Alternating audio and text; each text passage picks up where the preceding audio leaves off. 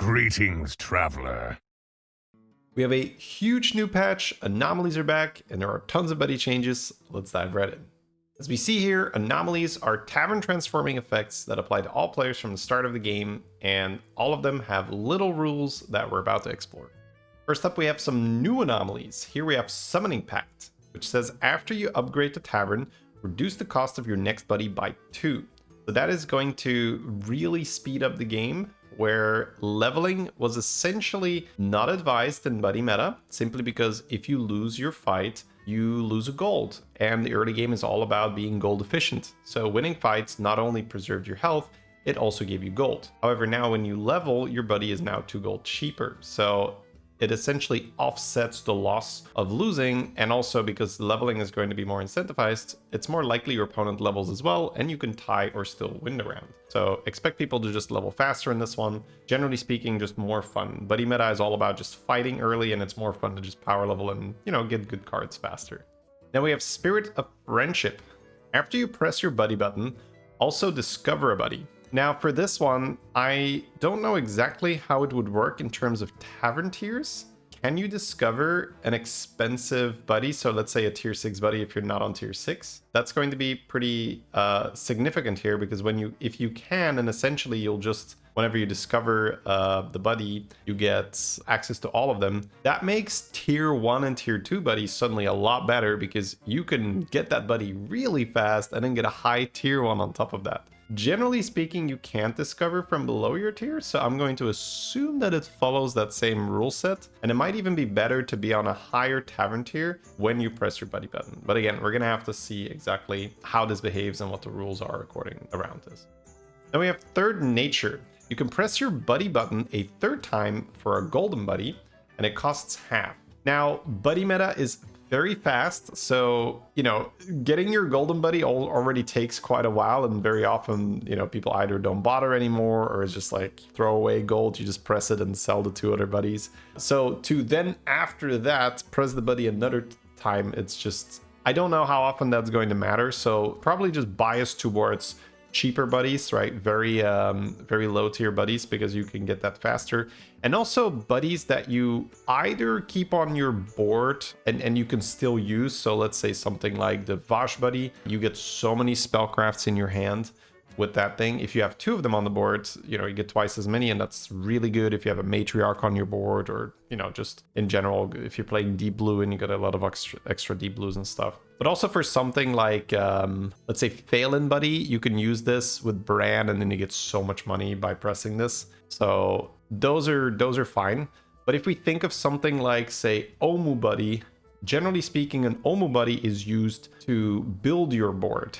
And then once you have your board, you sell it because it's a bit too slow and you can't really keep it around because it's not doing anything for your scaling really, unless you're comboing it with Moon Eater, which is a pretty rare build. So I don't think I care about like, oh, I can now make a golden Omu buddy, right? It's like I've already sold it and I'm playing my real board now. So look at your hero select for this one for sure and ask yourself, is this gonna matter? Do I care about getting an extra golden buddy here? Or is my buddy already sold by that time anyway? So pretty important for this one. Colorful camaraderie. Buddies have all type minions, or all minion types. I'm not even going to begin to think about all the broken stuff that's going to happen with this, because someone will find something that is unethical, and that is almost guaranteed. So I would say just enjoy the madness, wait for the highlights, and then have some fun there. I'm sure you guys can come up with 5 examples already, so just let me know in the comments what certain things are just going to be crazy when buddies have all types. Partner in Crime. This one is super fun. You have no buddy button. On turn 4, you choose a quest to get your golden buddy. This is essentially what I really like about Anomalies. It introduces a little bit of everything. So now we have some quest games, which is a lot of fun because then you're playing buddies for the most time, but then there's certain anomalies that completely change the game. And then now you're playing quests where you do have to care about it, and your leveling is different again because you don't have to win every fight. You have no buddy button. So super fun. I'm a big fan of Anomalies. And this is just a really, really fun quest to get. Golden buddy for this, yeah, I mean, nothing else to say about it. Really fun quest, can't wait to get it. Amicable amendment. The cost of your buddy button is 50% higher, but you reduce it by 1 after you buy a card. I honestly don't really know exactly how this is going to play out. I'm assuming it's going to be quite dependent on what the tier of your buddy was initially, and if you then can get it faster or not by buying cards compared to not buying them. But I suppose this is going to really, really incentivize not leveling, seeing as not only are you losing gold because your buddy isn't getting cheaper by winning the fight, right? You're only getting a 2 gold discount instead of a 3 gold discount. Leveling also means you're not really buying a lot of small cards. You're leveling for a few big cards. So very, very unlikely that people are going to go tier 3 on turn 3 here. You're going to value stuff like a pointy arrow all of a sudden, because now that's not only, you know, a 4 extra attack on your board, but it's like, hey, that's a gold essentially, because now I've bought a card and my buddy is now 1 gold cheaper. And now we have some old familiar returning anomalies. Fair reward. Instead of a triple reward, you discover a tier 1 Darkmoon prize, and then every 4 turns that upgrades, so very similar to Ticketus essentially. This used to be, you could hold a bunch of triples and then just wait until the tier 4 Darkmoon prize came around, but they nerfed this, so it was every 3 turns it upgrades, I think, before, and now it's every 4 turns. So now you die if you do that, but this strategy was literally hold as many 1-drop triples in your hand and never leave tier 1, and then just get a bunch of agent braggarts. That was a really, really silly gameplay. But regardless, expect some braggart gameplay. So whenever Ticketus is involved, whenever prizes are involved, that's really the go-to. That's what you're aiming for. Because with braggart, the really cool trick with that is if you have a golden braggart, which you can make golden with another Ticketus prize reward, you can let the braggart scale off itself, because it will double and set, or I don't know exactly what the text is, but basically it's exponential growth. Now, you used to be able to put that next to a Murkai, but Murkai is now Murloc only. So now we have to do this with Rylak, which is still bonkers. It's not permanent scaling, but you will still outscale your opponent in the fight, and that's what matters. So you will have a golden braggart next to a Rylak, and then just use stuff like Titus, Bran, Macaw, and trigger the battle cry over and over, and you will get millions, if not billions, of stats on your braggart, which, you know, especially when Murlocs are out, is enough to win the game. Audience choice, one of my favorites. At the start of each turn, one player chooses a card for all players to get at the end of the turn. So you can get a Bran on turn 2, you can get a golden buddy on turn 2. This works with Drukari because you get it end of turn, so stacks with Lucifron. Huge boost for Ragnaros. So Ragnaros in this anomaly, rush your buddy, put it down, get more of the chosen card at the end of the turn. It's just complete craziness. I think this is the first time we've seen this with buddies, so yeah, these games are just gonna be completely silly, and I'm all for it. Bring home the bacon. So this gives you extra gold, and the longer you hold it, the more gold you get.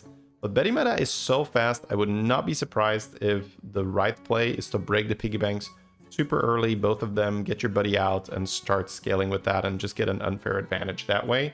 Because a lot of buddies make the gold back once you have it. So just think about something like a panda buddy that gives you the buddy of the reward. That is already +1 gold per turn if you get that out earlier. So even if you have to break both your piggy banks, you're still making that gold because you have that buddy earlier. And on top of that, you're getting then value from those buddies, right? It's not just 1 gold. Sometimes you get something like a Sire buddy or a Phelan buddy, and you make way more than 1 gold. So I would not be surprised if that is the meta right now, to use the Bring Home the Bacons early, pick a very high tier buddy, and just rush it with the extra gold. Bring in the buddies. Buddies are in the tavern.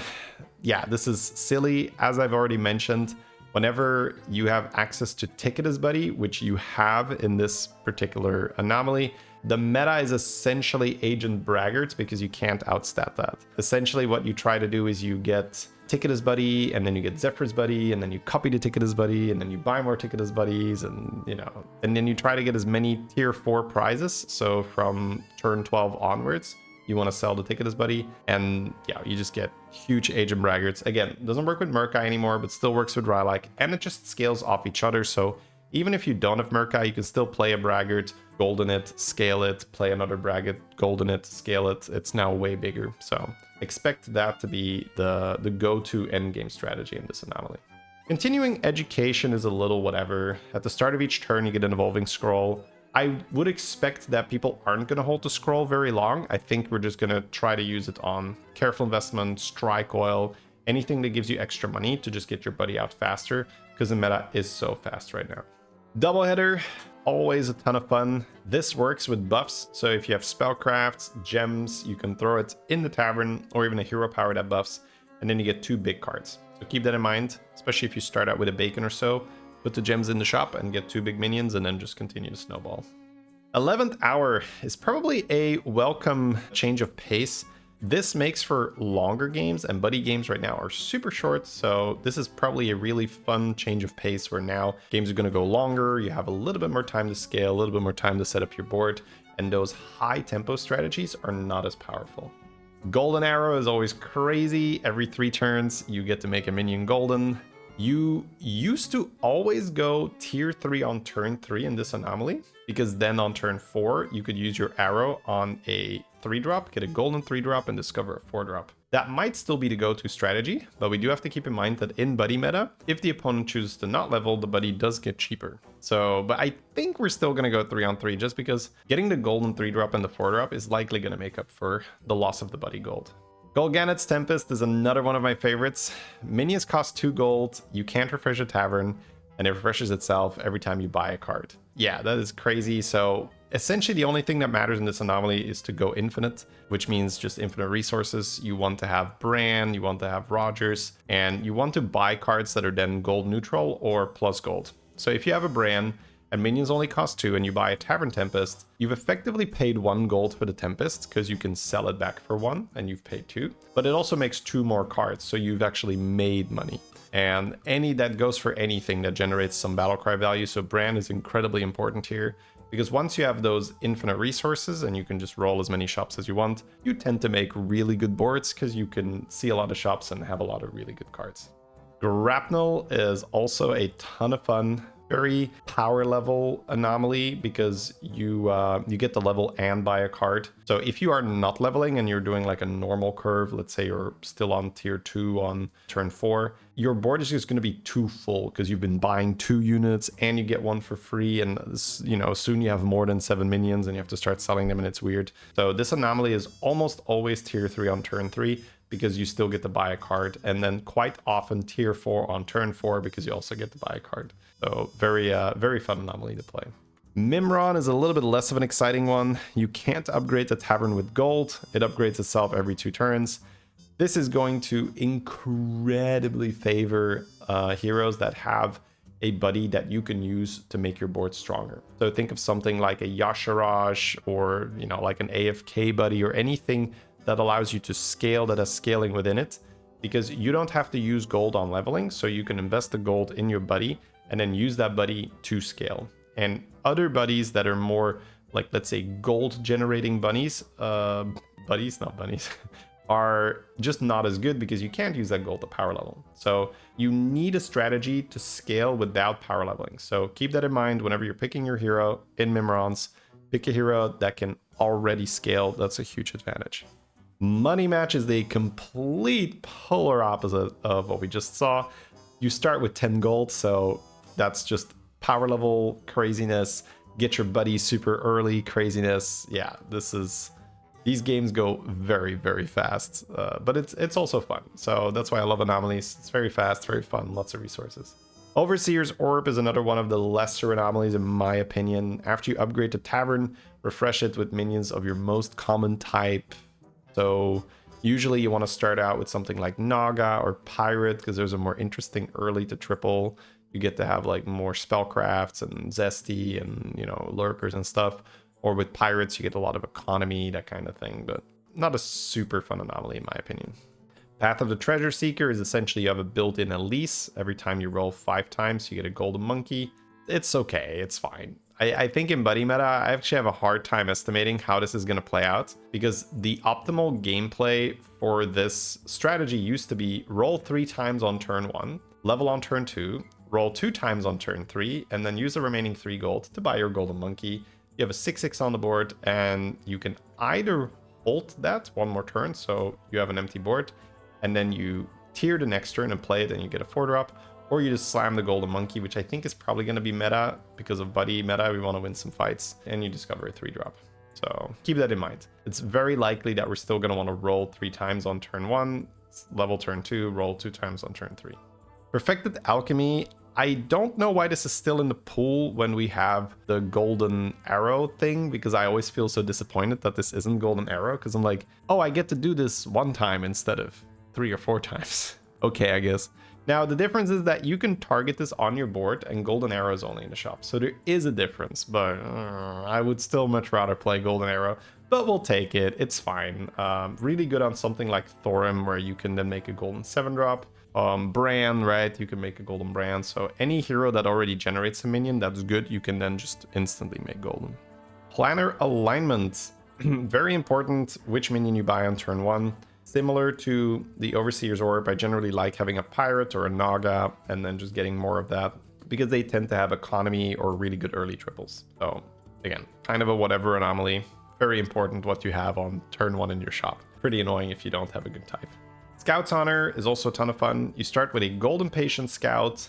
Generally speaking, you always go for at least a 5-drop or a 6-drop. In buddy meta, maybe we were gonna see some 4-drops with, say, trying to go for a bigwig and win some fights early. Likely still just gonna be 5s or 6-drops because you just get direction from that, which is really powerful.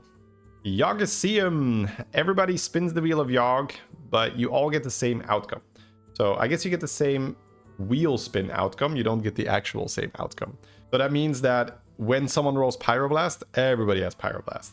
But someone might get +10/+10 and the other person might get 50/50. So it's not quite the same. Same thing with golden units. Someone might get a golden Elemental and someone might get a golden Brand. But at least it is more fair because you all get the same wheel spin at least. Uprising. After you upgrade the tavern, discover a tier 1 Dark Moon prize, improves in 3 turns. So this one still improves in 3 turns instead of 4 because it's not quite as sensitive as the one where you would just spam triples and discover a bunch of prizes. The general strategy here is to either only level 1 time on turn 2 and then hold with leveling, or even wait with leveling to tier 2 until this is upgraded, and then you just level spam because you can get... There's a tier 2 prize that reduces the cost of leveling by 5. So you can just chain those together. You can level, get that thing, 5 reduction, level again, get that thing, 5 reduction, level again, get that thing, and so on. So that's generally the thing that people try. I don't love this one because the prizes are really imbalanced, because you have something that is insane, like here is an extra 5 gold, or you get something like, oh, I can double the damage on my minion, which is incredibly useless. It's like, it's not comparable. So the balance is really off, because this was also one of their first mechanics that they made. I think this was actually the first one where every 4 turns you had a Dark Moon prize, and that was the whole event, right? It wasn't like buddies or quests. And seeing as it was a first stab at it, I think this one is the least balanced. Like, the difference between good and bad prizes is really big. So yeah, basically, I hope you get lucky and get the one that reduces your tier by 5. Treasure Hoard is back, which means that on various turns, at the start of the game, you're essentially going to get Treasure Hoard, and it's going to tell you if it's for a golden 4, a golden 5, a golden 6 and stuff. This one is also not that good, simply because it's like, well, I got a golden Brad. Oh, I got a golden Leroy. Oh, I wonder which one is better. So yeah, you kind of just wait until the golden minion, and then you see whether you win or lose the game. Now, with lower tiers, this is generally not as bad because, you know, having a golden 3-drop, and it's a good 3-drop versus a bad 3-drop, that's a difference for sure, but it's not as big as a good golden 5 or a good golden 6. But still, it's still Anomalies, and I still enjoy Anomalies in general. So this is just a lesser one. And then we have returning cards. Chicken is back. Yes! This is super fun. You can combo this with Blaster. You can combo this with the Undead Demon that blasts the whole board. This is this is a really fun card, but Beasts needed some help, so it's good that they're bringing some support back. Right? They've called in the chicken, and the chicken answers the call. Burrower, same thing. That's a package deal, basically. You can use a chicken to trigger the Burrower. If you get Burrower early, and especially in Anomalies, if you get something like Golden Arrow on a Burrower and it's a super early Golden Burrower, that's really nice. You just put that thing in the back, you let it farm with Avenge, and then when it has farmed a bit, then you start triggering it with Macaw, or you just have it taunted and it dies, or whatever you need to do to get the stats. It's deceptively good. It's very fast, it stacks up quickly, and you can make a really respectable board with that. Whelp Smuggler is back. That was disabled because there was an infinite loop with Rat Scale where you would gain health from the Smuggler, and then you would gain damage from the Rat Scale, and then you would gain health from the Smuggler, and then you would gain damage from the Rat Scale, and so on. So that is now disabled. That interaction no longer works. Chameleon is gone. I think that is a great decision. I was honestly a little bit surprised that they brought it back because it was just such a silly card for the end game. You would just copy your best minion over and over, and that's just, yeah, it was very boring, very homogenous end game. So happy that they chose to remove it. Greymane is now +2/+2. Yeah, that works. We could play Greymane now. That's twice as good. Maybe you can even combo this with like Raynor, getting a lot of battle cruiser cards, because if you're on an even tier like tier 6, that would spam. That's actually an interesting strategy, right? Now Greymane with battle cruiser spam. Okay, there's probably some other stuff that you can do now, because yeah, it was a laughable at 1/1, just not viable. Kali, same thing, laughable at 1/1. It's now +2/+2. Is that enough? I hope so. I hope so. Dracasath is back.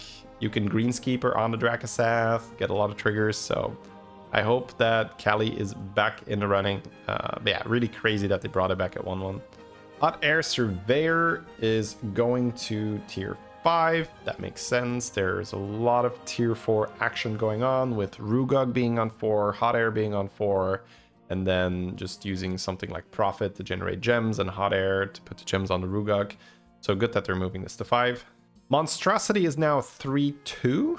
I hope that's enough. This was really, really oppressive. Like, not fun in enough fun way. This was just not fun to have in your games.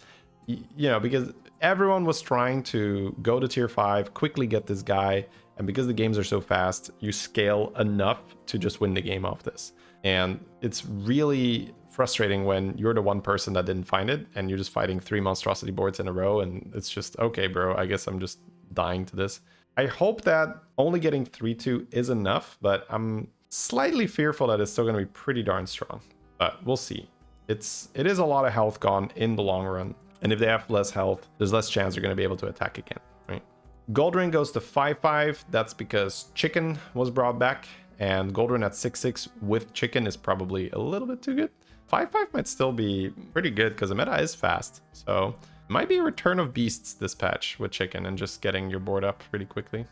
Charlie is now 2 blood gems. Okay, we could talk about that. We could talk about that, Charlie. We now have, Drakari synergy with this, 2 blood gems. It's a very necessary change because it was laughable, right? I would always sell Charlie. I would just not keep it on my board. It's just not worth. But now 2 blood gems with Drakari, yeah, we can talk about it.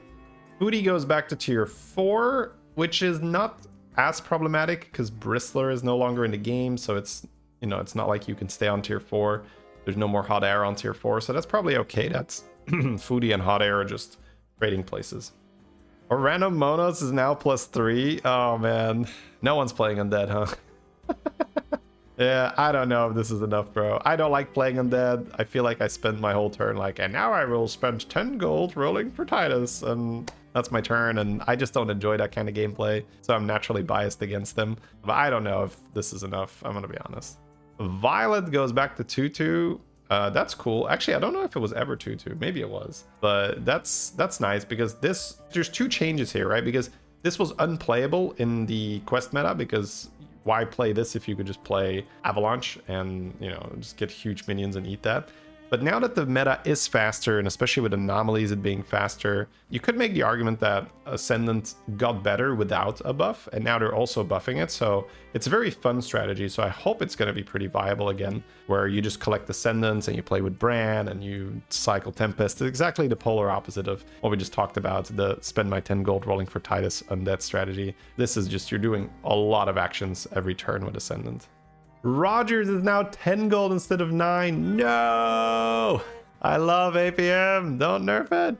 It's probably okay, right? Because once you're infinite, it's pretty infinite, but it's just gonna create more situations where you brick, right? You're like 1 gold off the bounty and you can't sell anything, and then you sell something and then the bounty isn't gold, and you're like, oh, why did I sell for just some stats? And yeah, I probably can understand why they're doing it. I just don't like it. I think it's a very fun card. But hey, we have an extra health on him. That probably makes up for it, right?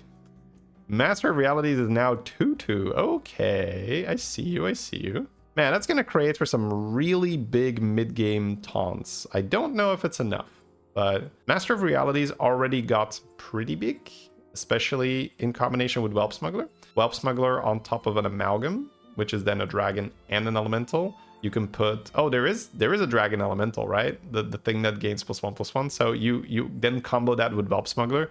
That's going to create for some really big Master of Realities in mid game. Like if you don't have a Leroy or Venom, you're just gonna have your entire team suicide into that. So yeah, we might see more of this now.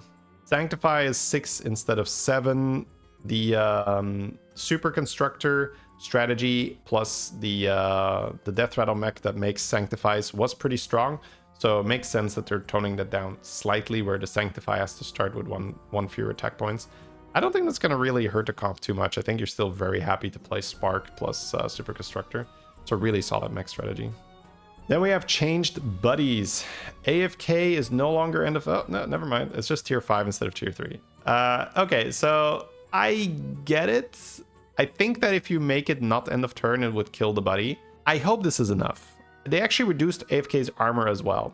So AFK having lower armor and the buddy being tier 5 might actually be enough to just make it really risky to play AFK, where you're taking damage early because you have to, you can't defend yourself. Your board is empty. But then you get a 4 and a 3 drop, so you get to stabilize pretty quickly, but you have to wait quite a while for your snack vendor now. Tier 5, yeah, that's a significant nerf from it being tier 3. But once you're online, it's not going to matter too much. So the feeling of playing against an AFK is going to remain the same. When they get online and they have their buffs on their snack vendor and they have their Drukhari, it's going to feel exactly the same as before. You're just going to see more AFKs die before they get there. So it's probably going to balance the win rate, but it's not going to balance the feel bad rate, where when you die versus AFK, it's still going to be like, oh my god, they have so many stats, I can't block this. But when you play AFK, you're going to die more often because you don't have as much armor and you have to wait longer for your buddy. Rainer is after you cast 2 Tavern spells. That's fair. I don't like it, but it's fair. I mean, I've done some completely unethical things with Rainer, where you have bounties and then you just get, so many. So I think when you have bounties, it still works really well, because the tier 5 pirate says you cast your bounties twice, and this says after you cast 2 Tavern spells. So if you cast 1 bounty, you'll still get a spell, and with the golden Finley, you'll still get 2. So per bounty, golden Finley, you'll still get 2 battlecruiser upgrades per bounty. So that's still more than viable, still very strong. It's just for the other strategies where you don't have such a crazy amount. That is a very, very significant nerf, right? That's like half the scaling essentially. So I hope this doesn't kill the character, because it was very fun to play, but I understand why they had to nerf it. Zarella is now 1/1. I hope that's enough. Zarella had the highest win rate out of all the heroes after the first few days of play, because you would just get the Alec out and then you would buff the Alec slightly. You didn't even have to buff much. And then every magnetic you played just got progressively better and better and better. And you could play something like a scout, and then that's 2 times. It's essentially a cookbook on steroids, right? That's what Zarella Buddy is, because you could golden it, right? So it was like golden cookbook. But now it's 1/1. So after you golden the baby Alec, then it's essentially cookbook. So it's actually better because you don't have to buy, you can play. So it's still a significantly better cookbook.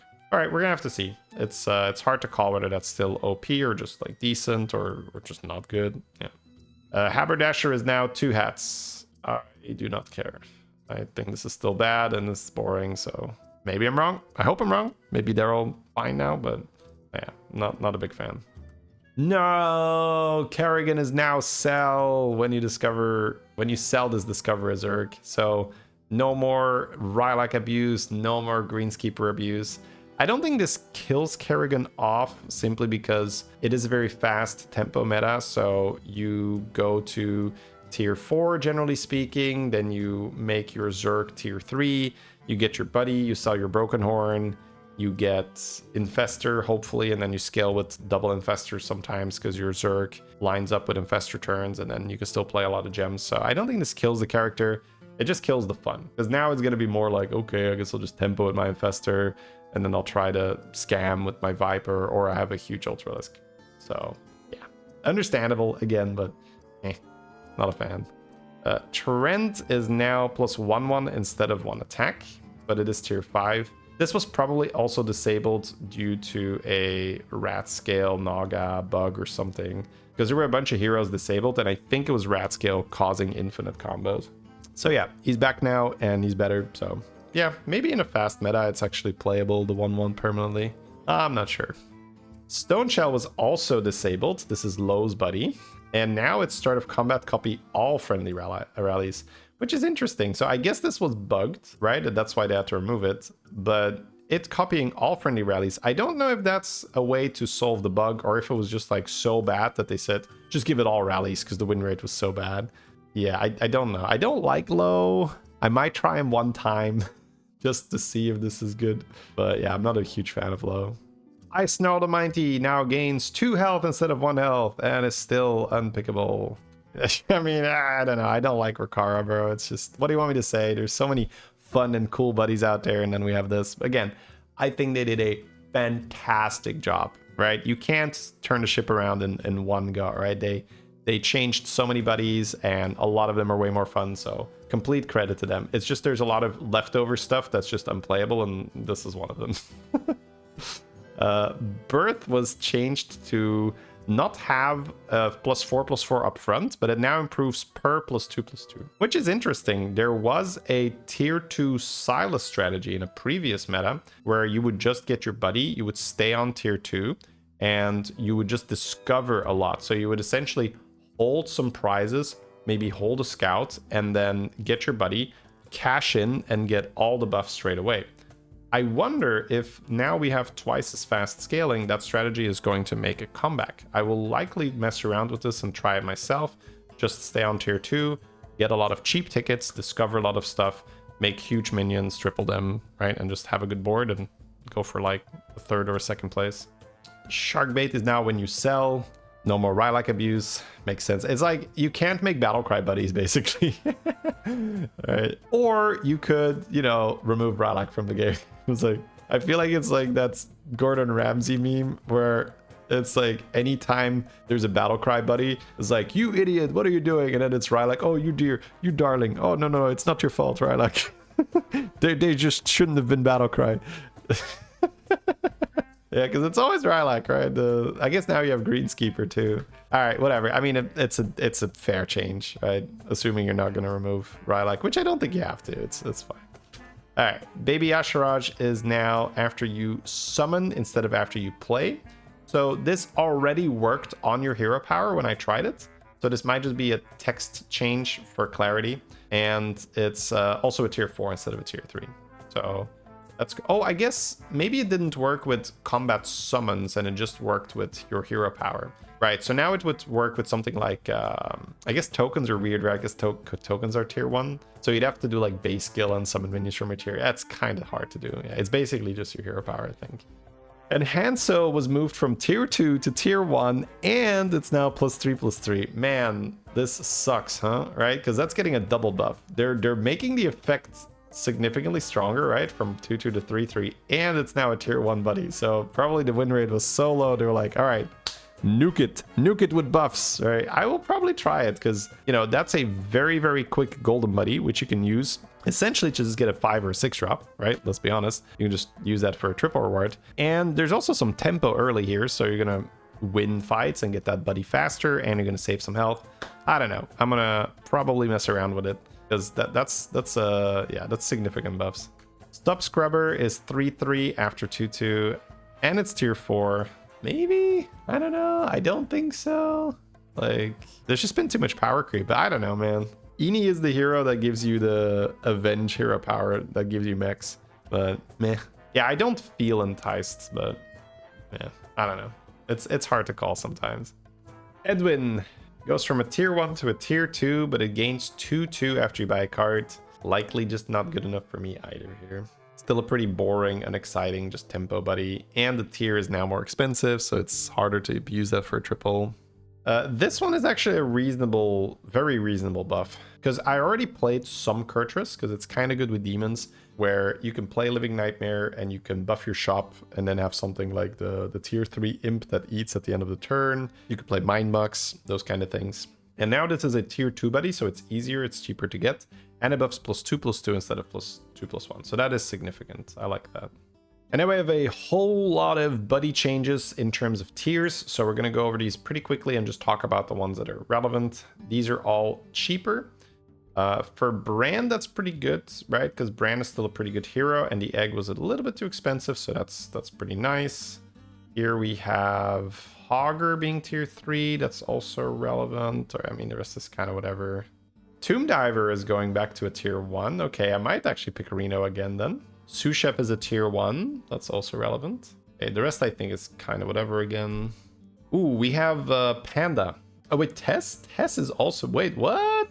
Is Tess just underperforming? That might be true, because Tess is a very complicated hero. You need to do a lot of thinking, a lot of planning, a lot of setup, and if you screw it up, you can die so quickly. But I think Tess is a good hero. I really love playing Tess. So making Hunter of Old 1 tier cheaper is very scary, because now you can steal that exact powerful buddy without having to sell your board. That's essentially what you have to do right now. If you fought, like, I don't know, Snake Eyes or something, and you really wanted that buddy, you have to just like sell your board and get the buddy out. Now you don't have to do that anymore, because it's going to be, you know, 2 gold cheaper, 3 gold cheaper, right? So yeah, very nice buff for Tess, probably not deserved. And then we have Panda being tier 4, also really powerful buddy. So, but probably not like insanely unbalanced, right? But on tier 4, might be pushing it. Maiev goes back to a tier 2. That's okay, because it's not that broken anymore. You can't really stack the hero power. And then we have tier 1 for the Othar buddy, which is probably still not that relevant. These ones are 2 tiers cheaper. These are the really underperformers. So Cariel is going to be a tier 2 buddy. Okay, maybe. Maybe. I don't know, bro. I don't know. It's still Cariel. But maybe. Who knows?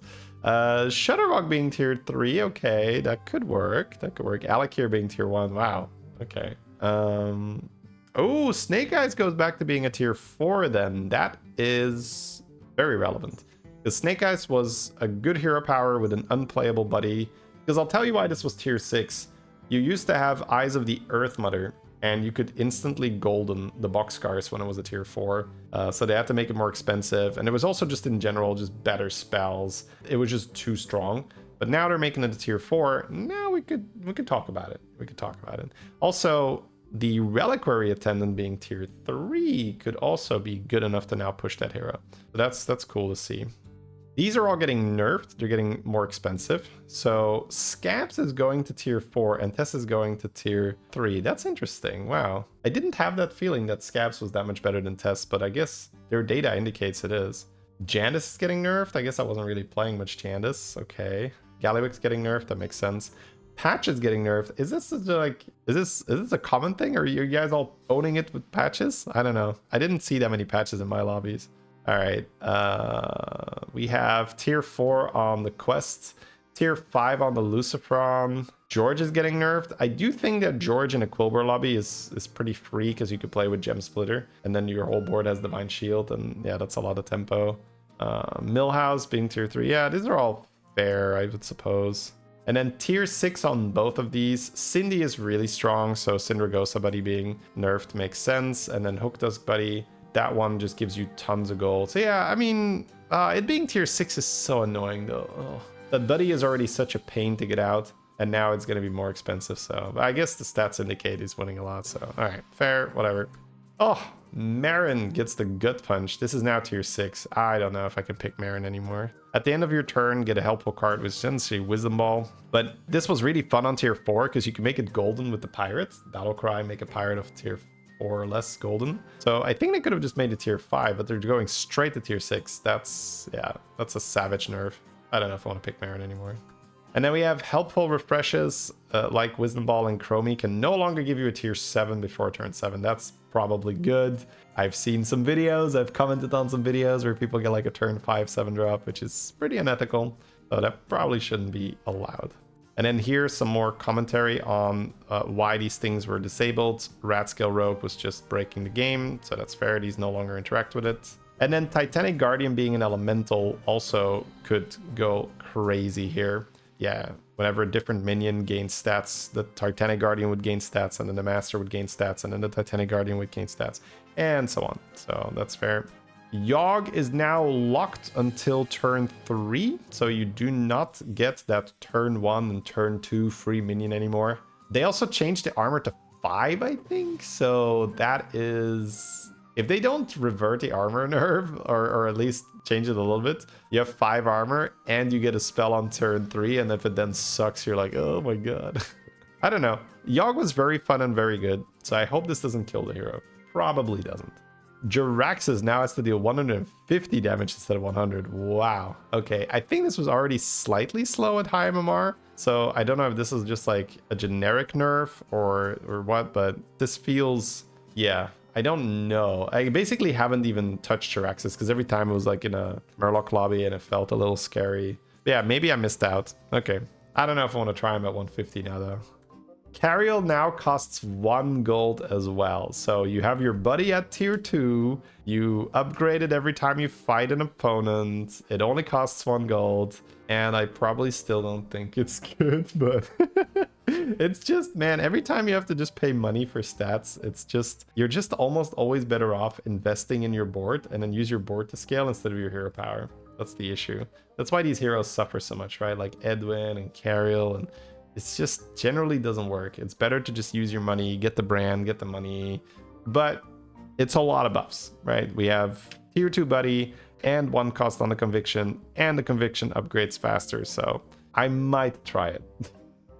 Sneed now summons with Divine Shield. Okay, I don't think I care too much, but that is significantly better, right? You now can hold a unit and it summons with Divine Shield. So that means that you are winning your early fights a lot more because you can hold a unit, you have a 2-1 Shredder, and whatever you summon gets Divine Shield.